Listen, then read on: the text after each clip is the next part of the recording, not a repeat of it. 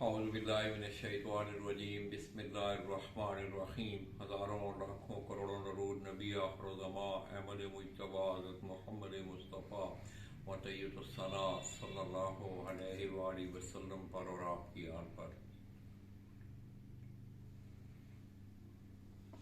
दोस्तों, लालजी माजिद अपने YouTube channel के प्लेटफॉर्म से बराह रास्त में आपकी खिदमत में हाज़िर हूँ और प्रोग्राम शौक में आप मेरे साथ देख रहे हैं।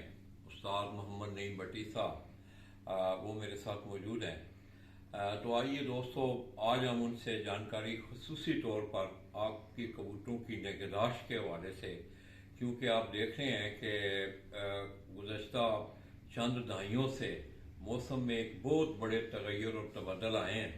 ये ग्लोबल सिचुएशन है, ओवरऑल दुनिया में मौसम जो है वो चेंज हो रहे हैं। जिस तरह के मैं आज लाहौर में बैठा हूँ, मगर अगर मैं 90-80 की दहाई में चला जाऊँ तो सर्दियों में लाहौर का मौसम इस तरह का नहीं होता था। तो दोस्तों, उसके लिए ज़रूरी है कि जिस तरह के इंसान आप देखते हैं कि सर्दियों में आज हमने थोड़ी देर पहले सूप पिया, मच्छी खाई, ये आपका इम्यून सिस्टम जो है वो ठीक होगा, कुव्वत मुदाफ़त जो है आपके जिस्म की ज़्यादा अच्छी होगी तो बीमारी या सर्दी उसका असर करना ज़रा मुश्किल होता है। तो आइए मैं इस हवाले से, आपके कबूतरों के हवाले से, मैं उस्ताद मोहम्मद नईम भट्टी साहब से ये पूछना चाहूँगा कि उनका दाना मौसम की इस ठंडक के हवाले से क्या आप उनको सजेस्ट करेंगे, और इसके साथ साथ जो प्रिकॉशन मेजर्स हैं, सेफ्टी प्रिकॉशन मेजर जो हैं, उसके लिए कबूतर परवर भाइयों को क्या करना चाहिए ताकि उनके परिंदे जो हैं वो महफूज रहें। जी नहीं भाई जी अस्सलाम वालेकुम जी। नजदीक कर जी, जैसे लाला अब्दुल माजिद अवान साहब जो है वो अभी बता रहे थे कि जो भी खुराक होती है वो मौसम के हवाले से होती है। तो बिल्कुल इसी तरह जो कबूतरों की खुराक है या इनकी निगहदाश्त जो है वो मौसम के लिहाज से जो है वो तब्दील होती रहती है जी। तो इसमें जैसा कि आजकल जो है वो मौसम सरमा जो है वो बिल्कुल अपने अरूज पे है, और आप देखें कि पूरे पाकिस्तान में जो है ये जो सर्दियाँ जो हैं ये अपने अरूज पे हैं, और जो टेम्परेचर है वो कहीं पे मनफी जा रहे हैं और कहीं ज़ीरो भी है, और काफ़ी कहीं जो है वो 2, 3 या 4 है, वो हो जाता है मिनिमम जो टेम्परेचर है। तो इसी हवाले से जो कबूतर हैं वो उनकी निगहदाश्त जो है वो भी इसके मुताबिक जो है वो बड़ी ज़रूरी होती है जी। तो गर्मियों में कबूतरों को इतना प्रॉब्लम नहीं होता, क्योंकि ये परिंदा जो है ये आप कह लें कि ये गर्मी के मौसम का है। तो जब सख्त मौसम होता है तो इस परिंदे को भी काफ़ी प्रॉब्लम्स होती हैं, और सर्दी से जो कबूतर का बचाव है वो बड़ा ज़रूरी होता है। और ख़ास तौर पे जो जोड़ों वाले कबूतर हैं, जो हमारा ब्रीडिंग फ्लॉक होता है, इसका सर्दियों से बचाव जो है वो बहुत ज़रूरी है जी।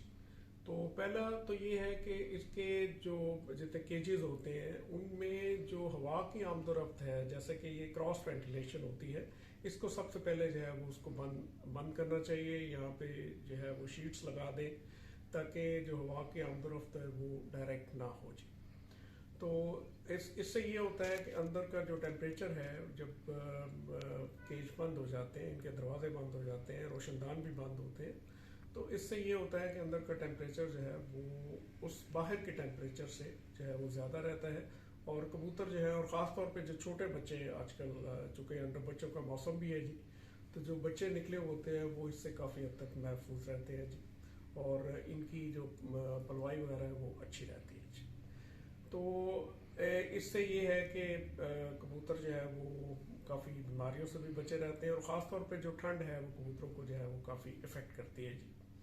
और दूसरा जो आप देखें कि जब अंदर के केज हैं, यानी जाल की मैं बात नहीं कर रहा, जो बाहर के जाल हैं वो तो डेली साफ़ होने चाहिए। जहाँ कबूतर दाना खाते हैं वो जगह जो है वो साफ़ होनी चाहिए डेली। जहाँ तक मेरे एक्सपीरियंस का ताल्लुक है, तो बचपन से ही हम देखते आ रहे हैं कि जो जब सर्दियाँ शुरू होती हैं तो ये अंदर कुंडे के अंदर जो है या डब्बों के अंदर जो है वो जो है वो सफाई जो है वो नहीं करते जी। तो उससे ये होता है कि अंदर का जो टेम्परेचर जो है वो सही रहता है। जब ख़ास तौर पे केजेस बंद हो जाते हैं तो वो अंदर का टेम्परेचर जो है वो सही रहता है, हिद्दत रहती है, और कबूतर जो है वो काफ़ी हद तक ठीक रहते हैं। और दूसरी बात ये है कि जब कबूतर जो फर्श पर बैठते हैं तो उनको जो है वो ठंडक जो है वो डायरेक्टली नहीं पहुंचती जी। तो इससे भी कबूतर जो है वो सही रहते हैं। हाँ अलबत्ता ये ज़रूर है कि इसके अंदर जो है कुपेच पाउडर या जो भी एंटीसेप्टिक पाउडर है वो इनके अंदर जो है उसका छिड़काव भी करते रहना चाहिए, ताकि अंदर जो है वो जो जर्म्स की ग्रोथ जो है वो कम से कम हो या ना होने के बराबर हो जी।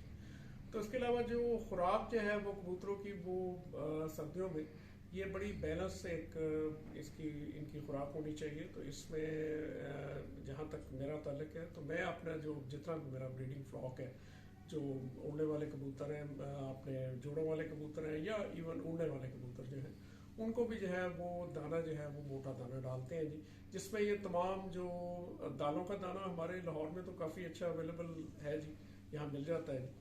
तो ये तमाम जो दालें हैं वो मिक्स करके जी, जो मिक्स दाना होता है इसमें फिर चने और इसमें मक्की जो है वो मैं बिल्कुल सारा साल डालता हूँ, और ये बहुत अच्छी एक चीज़ है जी। इसमें ऑयल भी होता है, इसमें जो है किसी हद तक विटामिन्स भी होते हैं, और ये बहुत जरूर हजम होती है जी। कुछ आम दोस्त जो है वो ख्याल करते हैं कि शायद ये सारा साल नहीं डालनी चाहिए, लेकिन ये मैं तो सारा साल डालता हूँ जी, और इसका बड़ा अच्छा एक्सपीरियंस रहता है जी। तो ये मक्की भी होनी चाहिए, इनमें चने भी हों, इनमें मुख्तलिफ दालें हों, बाजरा जो है वो ज़रा कदरे कम हो तो ज़्यादा बेहतर है, गंदम जो है वो भी कम हो। और इसके अलावा इसमें सर्दियों की मुनासबत से यानी सर्द मौसम के लिहाज से इसमें जो है वो मोट भी शामिल करने चाहिए, और इसमें खुर्तन जो है वो आजकल मिलती है वो भी शामिल हो। और इसके अलावा मैं सारा साल जो है वो सरसों भी डालता हूँ कबूतरों।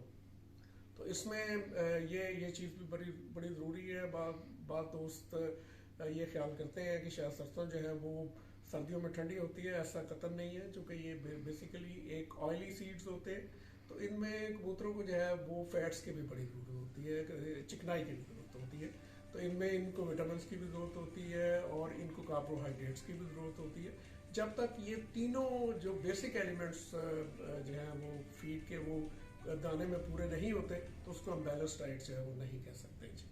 तो इसके अलावा जो है जी वो विटामिन्स का भी ज़रूर इस्तेमाल करें। हफ्ते में 2 दिन जो है वो दाने के साथ पानी में इनको कोई भी अच्छे विटामिन जो है वो आप दे लें, चाहे साइमोस्टेस हो, साइमोटेक हो या लाइजोवेट हो, कोई भी अच्छा विटामिन जो है वो आप इस्तेमाल कर सकते हैं जी।